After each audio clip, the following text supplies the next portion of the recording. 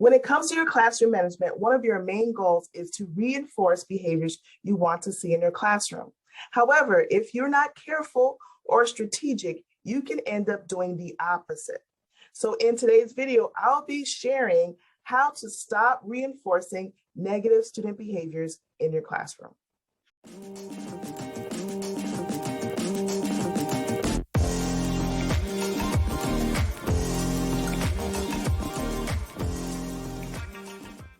Hey everybody, Michelle here. I'm a behavior strategist and I help teachers in schools learn how to manage their students and their classrooms with less stress and less struggle. And in today's video, we're talking all about how to stop reinforcing behaviors you don't want to see in your classroom. Although we mean well when we're giving responses to student misbehaviors, sometimes those responses can be reinforcing and strengthen those misbehaviors, especially for students who misbehave for attention and power and control. Often what will happen is that they will take the responses that we give and use them to reinforce or to strengthen the misbehavior that they are demonstrating. Therefore, we have to be aware of how our responses can affect students with certain functions of behavior. Here are 4 steps that you can use to avoid or stop reinforcing negative student behaviors. Step number 1, starve the behaviors you don't want to see. Yes, I did use the word starve, but what I mean is to withdraw your comments and your responses that might be feeding into those negative student behaviors. So let's look at an example. Let's say you have a student who is calling out on a repeat basis, and you've already given him redirection. He already knows the expectations and the rules.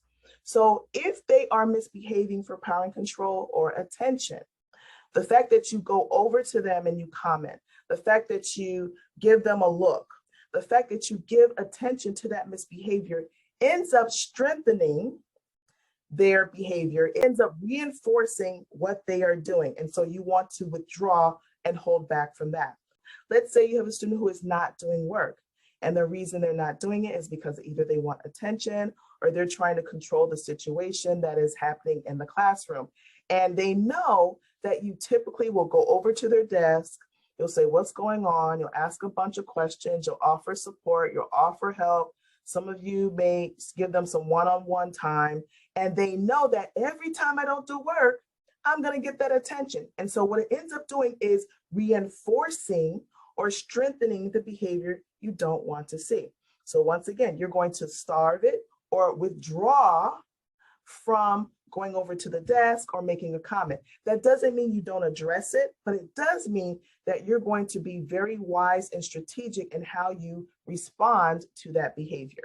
Step number 2, teach a replacement behavior. So on the one side where you're starving the behavior you don't want to see, they have to replace it with something else. And so what you're going to do is teach them a replacement behavior, another behavior they can do instead. Typically, the way you do this is it's the opposite of what they're doing, but sometimes it's not always the opposite. So you have to think, what is it that I want the student to do instead of calling out? What is it that I want the student to do instead of staring into space, right? And so that is what is called the replacement behavior. If you can, try to see if that replacement behavior will give the same function of the misbehavior. So if they are calling out for attention, will raising their hand get them attention as well? If they are not doing their work, will actually focusing on their task or picking up their pencil give them the attention or the power control that they are looking for? And you want to teach that behavior, that replacement behavior. So whether that means doing a visual with them, whether that means through a story, whether that means practicing it, modeling it, having a conversation about it, journaling it, whatever you choose, just make sure that the student walks away understanding what they can do instead of the misbehavior. Step number 3, give attention to the behavior you want to see. So while you are starving in step number 1, behaviors you don't want to see, in step 3, you are giving attention to behaviors you want to see. So each time the student follows through with the rules or the expectations, or when they demonstrate that replacement behavior, you are going to be reinforcing the behavior. What I love about giving attention is that you can do it in different ways. You can do it verbally with a verbal praise or a verbal shout out. You can do it visually through a chart or a post-it comment.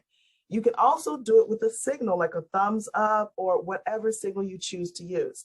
So when the student demonstrates that replacement behavior, go ahead and give attention to that behavior because that's what you want to see.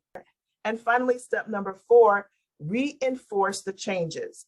So this is very similar to step number 3 because what you're doing is you're continually reinforcing, strengthening, giving attention to the new behaviors or the behaviors you want to see. Reinforcement has different frequency levels. When you first start out, for some students, you may have to reinforce every day, or for some students, every hour.